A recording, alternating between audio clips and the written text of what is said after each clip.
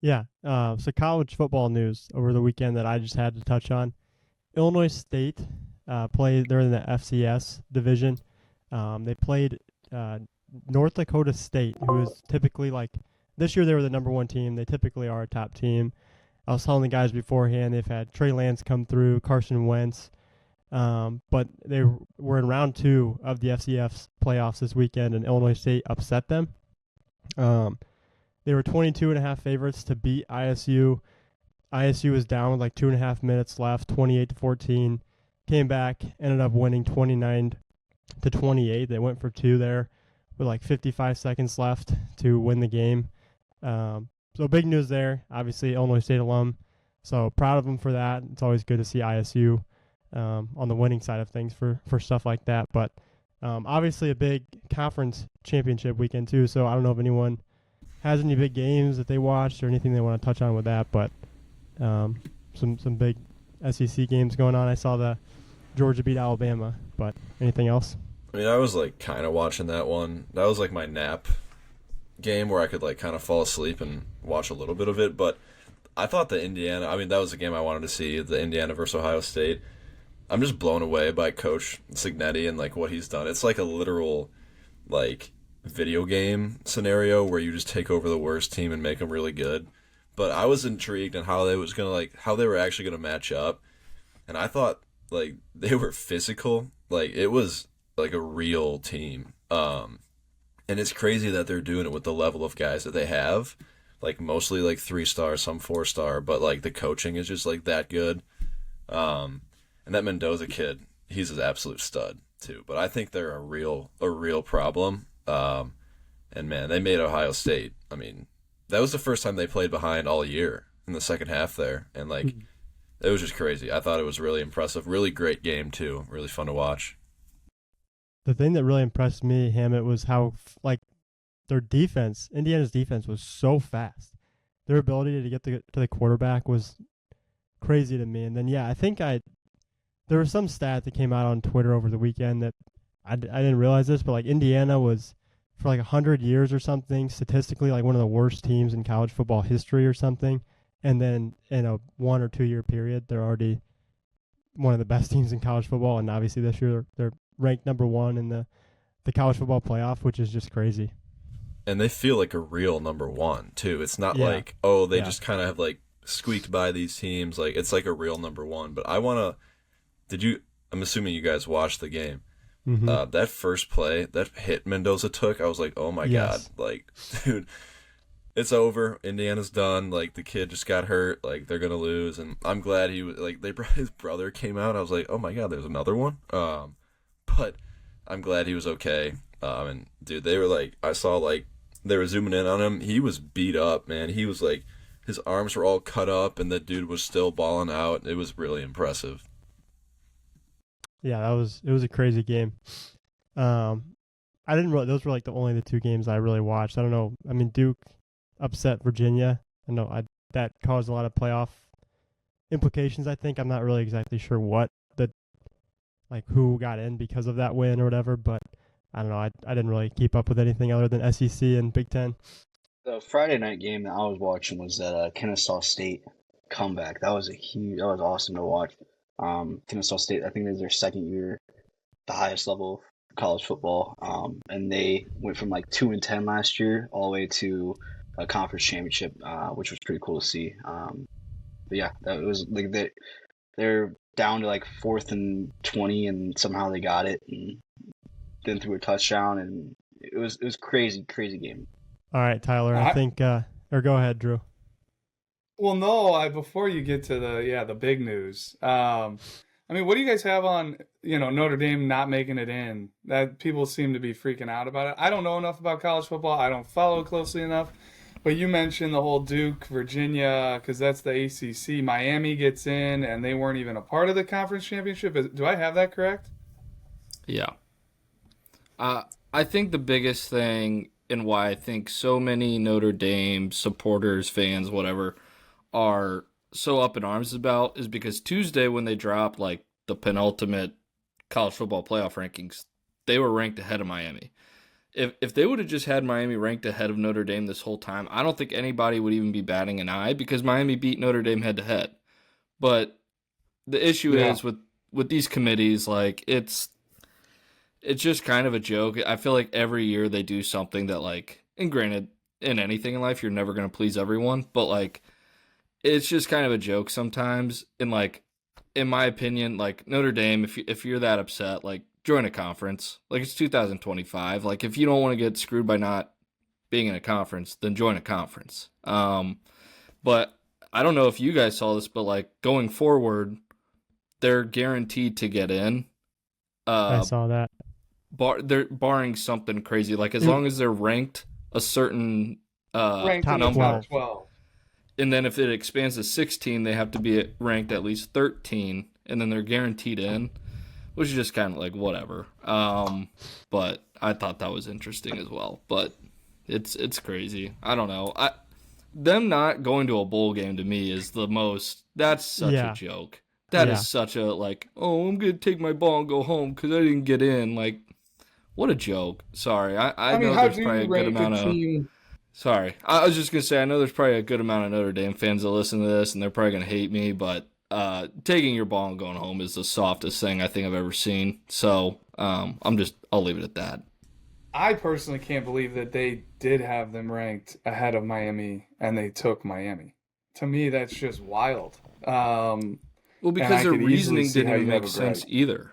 Like, they didn't even acknowledge. They're like, and I don't know if you guys watched it, and if you did, like, this will be regurgitation. But like, the head of the committee's like, well, Alabama losing or BYU losing brought Miami and Notre Dame finally like together, and that's when we like weighed the head to head, and it's like that doesn't even make any sense. Like that guy seems sketchy to me.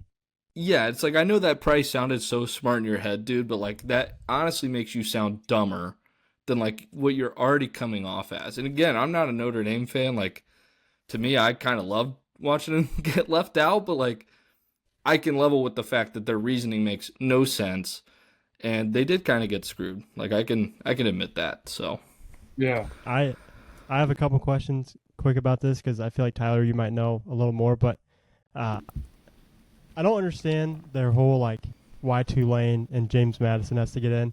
I get it's like they're part of like what the 5 or 6 conferences or something like that, but if they're 5 conference champions have to get in. I just don't get why like you're putting in 2 of the like if they're not the like you should put the 2 best teams in at that point. Like you shouldn't just in my opinion. That's what all the conferences signed up for. Yeah. So gotcha. The whole thing that messed it up was Duke winning, really, because like if Virginia wins, Virginia gets in, and then probably like Tulane, like James Madison probably gets left out. And then honestly, like I think that's why Miami ended up getting in, because they weren't going to put 5-loss Duke in as one of the conference champions, and they didn't. I don't think they wanted to leave the ACC out of the playoff. Right. And I think that's kind of what ended up screwing Notre Dame was Virginia not winning. Because then I think Notre Dame probably gets in. So hopefully that answers your question. Yeah, no, I feel like they definitely wanted an ACC team in, which is why Miami got in over Notre Dame. But if Notre Dame's one of the best 12 teams or 14, whatever it is, I feel like they should be in the playoff. Like I totally agree. I wish they'd go straight seeding and ranking and this is who's in, but conferences have all the money and make the sport run, unfortunately. So yeah. All right. Well, Drew, if you had something you wanted to add, go ahead. No, I was just going to turn it over to Tyler, and they finally, this has just been an absolute fiasco, this college coaching carousel that's been going on all across the SEC and the country and making its way to the Big Ten, and Penn State was the first one to fire their coach and one of the last ones to hire a coach. So what do you got? Just correction, we weren't the first to fire a coach. We were early, but we weren't the first. I will put that out there. Like I'm out pumped. of the big schools? I mean, well, I guess it depends on what you categorize as a big school. Of like, yeah, maybe of the like heavy hitters. I guess I'll say I'm not gonna parade my school as anything more than that. But anyway, pumped. Got Matt Campbell out of Iowa State. Got to listen to like a few tidbits of his press conference this morning, and I'm sold.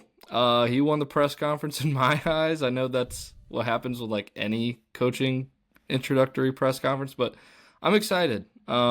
Just seeing the type of financial backing they're going to give him as well. And just today's era of college football, I feel like you do have to have money to spend on both roster and coaching staff. So I'm excited. It's too bad I got to wait like 9 months to watch him coach his first game. But no, I'm excited. I think they got a really good hire, and we'll see what happens.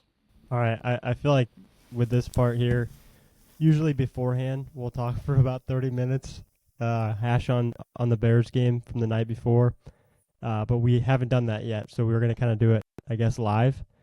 So yeah, Bears lose yesterday to the Packers. Do you want me to get mine out of the way so you guys can have like your Bears corner? Go for it. Yeah, if you want. So Steelers win. Was a great weekend for me all around, right? Penn State hires a coach, and the Steelers actually won a game. It feels like it's been a month since they've won a game. I know it hasn't been that long, but man, it felt like the Steelers fan base was super toxic all week, and I feel like even it was peering into like the national media with like, hey, what are they going to do with Mike Tomlin? Are the Steelers cooked? And then we go into Baltimore and beat our biggest rival, the Ravens. So that's always awesome.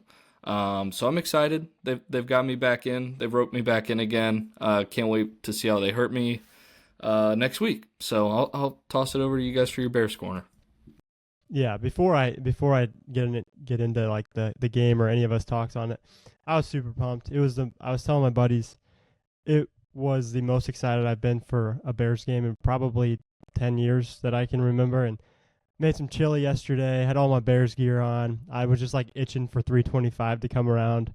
So that I'll leave it at that for me. But if you guys, is there anything you guys want to get into with this game? I mean, I thought it was fun. It was a fun game. I really enjoyed it. My heart was racing the entire time.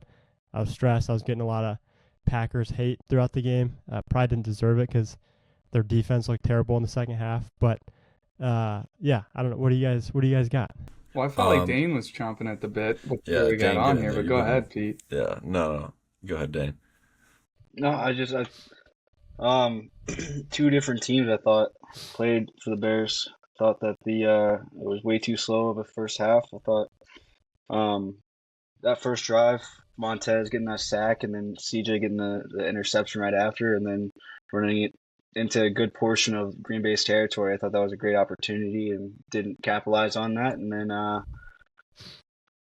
just some wild throws, like not throws, but like coverage. Like they were wide open, both touchdowns in the first half. And but the second half, the offense looked competent, and that was great. And defense was stopping them. And I don't know. It was like there's plays in the first half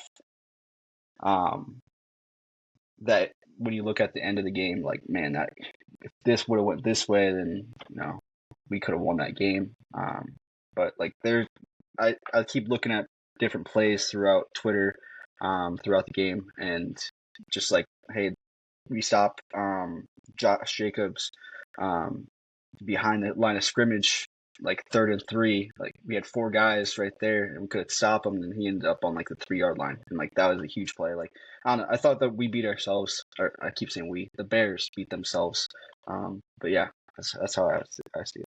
The one play that killed me, and I feel like this has happened earlier in the year where Caleb like maybe missed DJ Moore down the field or something, and I don't know. It's hard to say he missed him because I'm sure that they had the design for Cole Kmet there on the last play, but you watch video back, and if you looks for DJ Moore's wide open and has an open end zone, 3-4 yard touchdown, and they missed him there at the end, which kind of sucks. Or just like, do they run it there and try and get a first down? Like, I don't know. Well, there's a few things there. Like apparently DJ Moore wasn't even like the second read on that play. Mm-hmm. Like he was out of the picture. And, like, I guess, like, aerially, like, it looks like he's wide open, but, like, there's, like, 4 defenders right in front of Caleb. Like, it's probably hard, can't see him. But I was questioning the, just the way they handled the final 2 minutes with, like, we're going to let the play clock wind like all the way down. So if they score, they have no time. Well, we have to score too for that to even happen. So like, I didn't love, and then like, yeah, on that play, like I would have loved to let more time stay on the clock, just get a first down, fresh set of downs, and then from there, then you can let it wind down. But I didn't love the play call. I mean, I guess hindsight's 2020. Like, if Kmet's wide open and he makes the throw, it looks like a genius. But I don't know. I thought it was they felt a little rushed in that last 2 minutes, and then yeah, I mean, it was a tough play, tough throw. I thought Caleb looked really good in the second half. And was just making like the crazy throws like all game. Like I have no idea how some of them were caught, but I don't know. I came away, thinking like the Bears proved that they are real. And I came away like happy in that sense, but obviously want to beat the Packers. But I mean, it's we got the Bengals, or not the Bengals, sorry, the Browns, and then we got the Packers again. So I'm not down on this team at all. So we'll just keep moving forward. Yeah, that's there's a lot to unpack, I feel like. And the play you guys are talking about, like it's the same exact play they ran earlier in the game. They ran it to the right on a 4th and 1. Caleb kept it for the keeper for the first down. It was the same play they ran last week to win the game where he hits Cole Kmet. To me, Kmet's wide open if he gets it to him earlier. He waited a little too long, let the defender catch up. It just wasn't a great ball. Like, I loved it. I thought, hey, they're taking a shot. They're at Lambeau. Like, it's 4th and 1. Yeah, they could run it up the middle, and maybe they should have. I thought the Packers played that actual play extremely well. Having 4 guys around Caleb, not letting him kind of get it with his feet, because, man, 4th and 1, the way Caleb's been playing in the fourth quarter, like, I'll let him have the ball and make that decision. Yeah, there were probably a couple things on that play that could have happened. Like, just is what it is, in my opinion. I think what I would have loved to have seen was them scoring a touchdown and the decision Ben Johnson would have made. Would he have gone for 2, or would he have kicked the field goal to tie the game or go for the win at Lambeau? And you listen to Ben Johnson, like, the whole how he used the clock, like he's been doing that all year. Like that's his thing. He does not waste timeouts. He keeps all 3 timeouts, and he wants it to be the last possession of the game. So like that did not surprise me that they ran the ball. Credit to the Packers, like they made an incredible tackle on that 3rd down to make it 4th and 1. I don't know if you guys remember that, but like that defensive lineman came out of nowhere and tackled him short of the 1st down. And then the Packers called timeout. We were ready to run a play. The Packers called timeout to make sure their defense was ready to go for all the different options. And then I thought they played that play extremely well. I loved the atmosphere. Like at Lambeau in December, the game actually mattered. Was freaking awesome to me. Like that's what it's all about. The Bears are going to be playing a bunch of playoff games these next 4 games. Like pretty much every single one of them is a playoff game in my opinion. Like it's this Sunday against the Browns, and you got to beat them. And then we'll see what happens. But this season, like super optimistic. I love the game. I think Dane, like the 2 halves was totally correct. Like I actually thought it kind of lit a fire under Ben Johnson, the fact that they played the first half the way they did. He kind of took the gloves off, it felt like, in the second half. Caleb played awesome, I thought. Like some of those rushes he avoided. Man, Micah Parsons is a problem because even when Caleb was like getting out of the pocket, Parsons was all over him. A lot of big time plays being made. The Packers, like, man, those guys made plays like that Christian Watson slant on the single coverage. Like, that dude's fast. And, like, I don't know. I thought Jordan Love made a ton of really good passes, especially early.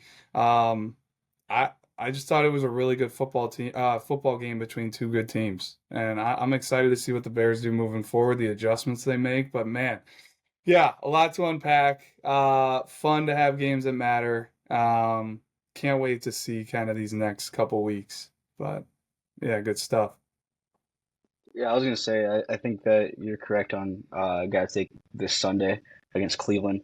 But yeah, I think they have to take 3 of the next 4. Honestly, like take Cleveland. Like it'd be great to go 1-1 against the Packers, and then the Niners and the Lions are right there as well. They're going to be in the hunt as well. So you have to beat at least one of those guys, just have the advantage or something. Just I don't know. I think that taking 3 of the next 4 would be huge, and it would be ideal. Finishing like 12-5 would be huge. Yeah, I personally like can't even look ahead. Like it's the Lions aren't going anywhere. Like they are.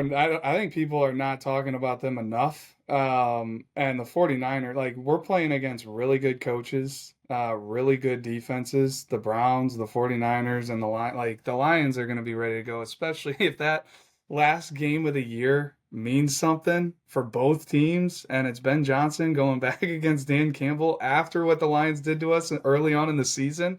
Like, look out. But man, we got 3 games at Soldier. 3 of the last 4 are at Soldier. We go to San Francisco. Um, every single game I think is going to be a battle. So I'm excited to see what we can do. But just keep getting better.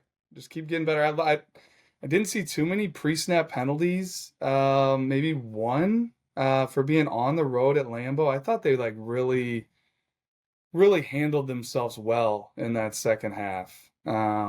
I can't believe Kyler Gordon got hurt in pregame. Like, what is that? That's tough. Because he's probably gonna be out for the year. A groin. He's taken as much time off as he has, and then to come out and hurt yourself in pregame. It's not good. The Nashawn Wright hit looked nasty. I don't know if you guys saw that. He took that like cleat to the face. Hopefully he's all good. Young guy getting that. He was like running up the middle and just got popped. Honestly, I'm surprised he took their linebacker. He like went back, and Monungai still somehow stayed up and maybe got a yard or 2 after that. But that was insane. Their helmets like broke or whatever. Like that was nuts. That looked like a concussion to me for the defensive I don't know how guy. he didn't get one. I hope they took him out of the game and checked him. And talking about Josh Jacobs, Dane, like I think that's why the Packers got him a couple of years ago. He's a cold weather back. He's tough to tackle. Like I thought he was running super hard. And he's tough, but it's a heck of a game.